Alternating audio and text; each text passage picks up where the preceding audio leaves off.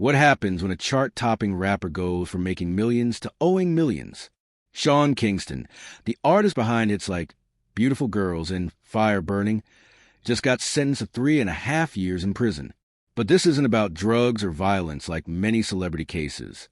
This is about a sophisticated fraud scheme that involved fake receipts, luxury cars, and over $1 million in stolen goods. And here's the twist. His own mother was his partner in crime.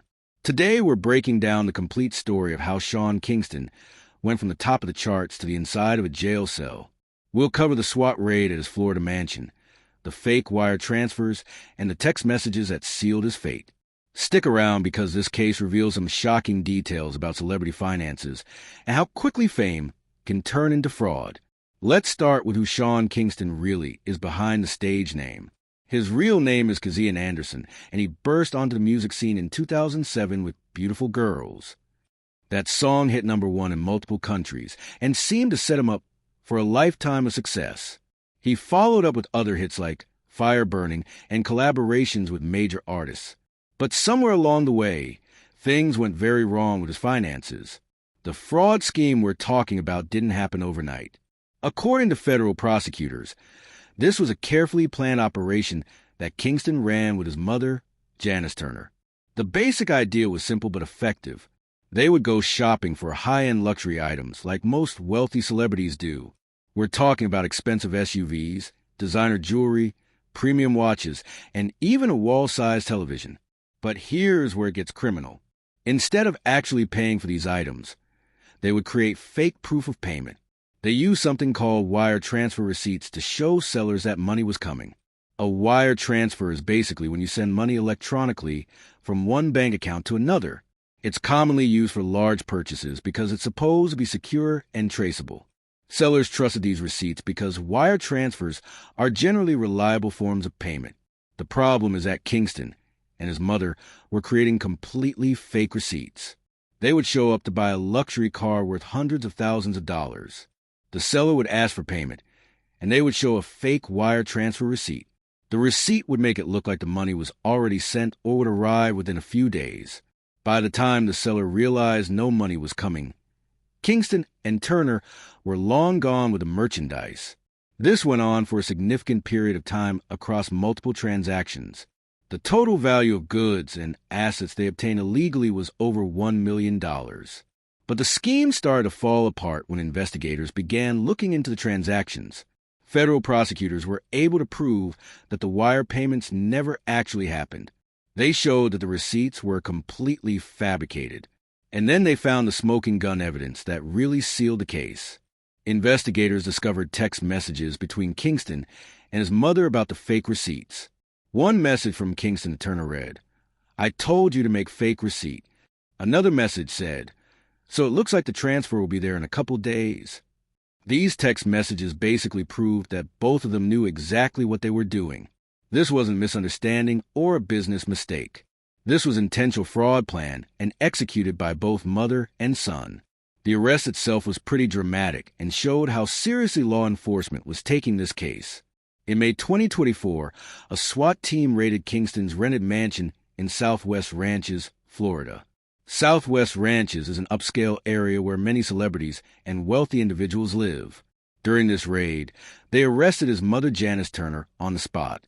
But Kingston wasn't at the mansion during the raid. He was actually performing at Fort Irwin, which is an Army training base in California's Mojave Desert. Law enforcement tracked him down there and arrested him while he was working. Kingston had the option to fight his extradition back to Florida, but he chose not to. He waived his right to contest being sent back, which suggests his lawyers knew the evidence was strong. Both Kingston and Turner were brought back to Florida to face federal charges. The charges were serious. Conspiracy to commit wire fraud and 4 separate counts of wire fraud.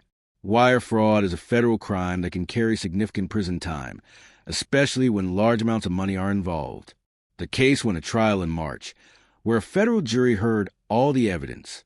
Prosecutors presented the fake receipts, the text messages, and testimony from the victims. The defense tried to argue that Kingston was not fully responsible for understanding the business side of these transactions. But the jury wasn't convinced by this argument. They found both Kingston and his mother guilty on all charges. The sentencing happened separately for mother and son. Janice Turner was sentenced first, back in July, to 5 years in prison. Her sentence was longer than her son's, possibly because she may have been seen as more involved in creating the fake documents. Kingston received his sentence more recently, 3.5 years in prison plus 3 years of supervised release. Supervised release means that after he gets out of prison, he'll still have to check in with probation officers regularly. He'll have restrictions on his travel and activities, and any violation could send him back to prison. Now, let's talk about Kingston's defense strategy, because it reveals something interesting about celebrity culture. His attorney tried to paint a picture of Kingston as someone who was unprepared for sudden wealth and fame. The defense described him as a soft guy who grew up poor when he rose to fame overnight. They argued that he had no idea how to run a business and no idea how much money is in his bank account. This defense strategy was trying to create sympathy by suggesting Kingston was more of a victim than a criminal. The idea was that he was taken advantage of or simply didn't understand what was happening. But this defense had some serious problems. First, the text messages clearly showed Kingston actively instructing his mother to create fake receipts. This wasn't someone who didn't understand what was happening. This was someone giving specific instructions about how to commit fraud. Second, even if someone doesn't understand business, most adults understand that you need to actually pay for things you buy. The defense was essentially arguing that Kingston was too naive to know that fake receipts are illegal. But the jury didn't buy this argument, and frankly, it's hard to imagine anyone would. The case also raises some broader questions about celebrity finances and responsibility. Many celebrities do struggle with managing sudden wealth, and there are legitimate cases of stars being taken advantage of by managers or advisors. But this case is different because Kingston wasn't a victim of someone else's scheme. He was actively participating in and directing fraudulent activities. The text messages prove that he knew exactly what was happening and was telling his mother how to execute the fraud. This case is also interesting because it involved family members working together to commit crimes. We often see cases where celebrities get in trouble for things they did alone or with criminal associates. But having a mother and son team up for fraud adds another layer of complexity to the story. It suggests that this wasn't just a momentary lapse in judgment, but a planned family business built around stealing. The victims in this case were legitimate businesses trying to sell luxury goods to what they thought was a successful celebrity customer. These sellers had every reason to believe that Sean Kingston could afford the items he was purchasing. After all, he had hit songs, concert tours, and all the appearances of wealth. When someone with his fame and apparent success shows up with what looks like proof of payment, most sellers would trust the transaction. But these businesses ended up losing hundreds of thousands of dollars worth of merchandise. Some of these might have been small family businesses that couldn't easily absorb such large losses. The ripple effect of this fraud likely hurt multiple people and companies beyond just Kingston and his mother. Looking at the timeline, this scheme went on for a considerable period before law enforcement caught up with them. This suggests that Kingston and Turner got comfortable with the fraud and probably thought they wouldn't get caught. They may have assumed that their celebrity status would protect them, or that the transactions were too complicated to trace. But federal investigators are experienced with complex financial crimes, and they have tools to track electronic payments and verify financial records. The fake wire transfer receipts might have fooled individual sellers, but they couldn't fool forensic accountants working for the FBI. Once investigators started digging into Kingston's finances, the fraud became obvious. The pattern of fake receipts, missing payments, and retained merchandise was clear evidence of intentional criminal activity. Now that Kingston is facing 3.5 years in prison, his music career is effectively on hold. He'll be in his mid-30s when he gets out, which isn't necessarily the end of a music career. But the entertainment industry can be unforgiving, especially for artists who haven't had recent hits. Kingston's last major success was over a decade ago, and this legal trouble certainly won't help his comeback prospects. The supervised release period after prison will also limit his ability to tour or travel for music business. Many international venues and promoters are hesitant to work with artists who have recent criminal convictions. This case serves as a cautionary tale for other celebrities about the importance of legitimate business practices. No matter how famous or successful someone becomes, they still have to follow the same laws as everyone else. The idea that celebrity status provides protection from criminal prosecution is simply wrong. If anything, high-profile cases like this one tend to get more attention and resources from law enforcement. Federal prosecutors often use celebrity cases to send messages about white-collar crime and financial fraud. The other lesson here is about the importance of having trustworthy financial advisors and business managers. Many celebrities do struggle with managing money, and there's no shame in getting professional help. But the key is working with legitimate, licensed professionals who will keep you on the right side of the law.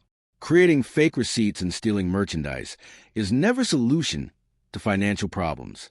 It only makes everything worse and can destroy careers that took years to build. For young artists who might be watching this, Kingston's story shows why financial education is so important. Understanding basic business principles, knowing how to read contracts, and learning about taxes and expenses can prevent a lot of problems. It's also crucial to have honest people around you who will tell you when something isn't legal or ethical. Kingston's mother should have been someone who guided him away from criminal activity, not someone who helped him plan it. The fact that she received an even longer sentence suggests that the court held her particularly responsible for the fraud. As we look at this case, it's worth noting that wire fraud is a serious federal crime that prosecutors take very seriously. The penalties can be severe, especially when large amounts of money are involved. Kingston and his mother are learning this lesson the hard way, but their experience should serve as a warning to others. Outro. So there you have it, the complete story of how Sean Kingston went from chart-topping success to federal prison. This case shows us that fame and fortune don't put anyone above the law. The text messages, fake receipts, and over $1 million in fraudulent transactions were enough to convince a jury that this was serious criminal behavior. Kingston will spend the next 3.5 years thinking about how different choices could have led to different outcomes. His mother got 5 years, and both of their lives are forever changed by these decisions. What do you think about this case? Do you believe Kingston's defense that he was just naive about business, or do the text messages prove he knew exactly what he was doing? Let me know in the comments below. If you found this story interesting, hit that like button and subscribe for more deep dives into celebrity legal cases. And if you know someone who might find this cautionary tale useful, please share this video with them. Thanks for watching, and I'll see you in the next one.